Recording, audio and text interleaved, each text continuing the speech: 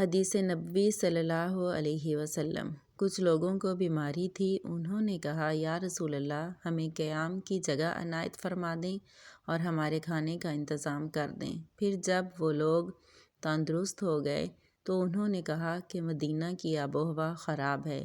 چنانچہ حضرت صلی اللہ علیہ وسلم نے مقام حرا میں اونٹوں کے ساتھ ان کے قیام کا انتظام کر دیا اور فرمایا کہ ان کا دودھ پیو۔ جب وہ تندرست ہو گئے تو انہوں نے آپ کے چرواہے کو قتل کر دیا اور اونٹوں کو ہانک کر لے گئے۔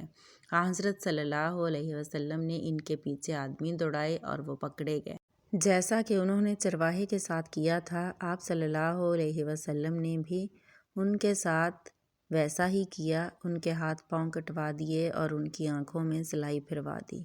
میں نے ان میں سے ایک شخص کو دیکھا کہ زبان سے زمین چاٹتا تھا اور اسی حالت میں وہ مر گیا۔ سلام نے بیان کیا کہ مجھے معلوم ہوا کہ حجاج نے حضرت انس رضی اللہ عنہ سے کہا کہ تم مجھے وہ سب سے سخت سزا بیان کرو جو رسول اللہ صلی اللہ علیہ وسلم نے کسی کو دی ہو۔ تو انہوں نے یہی واقعہ بیان کیا۔